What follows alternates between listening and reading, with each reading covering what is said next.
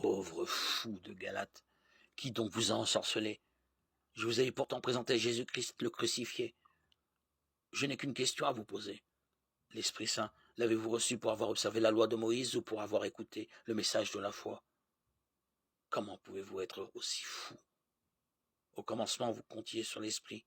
Allez-vous finir maintenant en comptant sur la chair? Auriez-vous vécu de si grandes choses pour rien? Certainement pas pour rien. Si Dieu vous fait don de l'Esprit, s'il réalise des miracles parmi vous, est-ce parce que vous avez observé la loi de Moïse ou parce que vous avez écouté le message de la foi? Abraham eut foi en Dieu, et de ce fait Dieu estima qu'il était juste.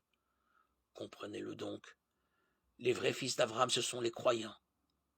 D'ailleurs, l'Écriture avait prévu au sujet des nations païennes que Dieu en ferait des justes par la foi. C'est pourquoi on y trouve cette bonne nouvelle annoncée à Abraham. En toi seront bénies toutes les nations. Ainsi, ceux qui sont croyants sont bénis avec Abraham le croyant. Quant à ceux qui se réclament de l'obéissance à la loi de Moïse, ils sont tous atteints par la malédiction dont parle l'Écriture quand elle dit « Maudit soit celui qui ne s'attache pas à mettre en pratique tout ce qui est écrit dans le livre de la loi ».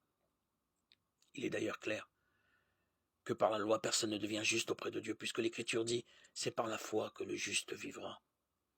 Galates 3, 1, 11.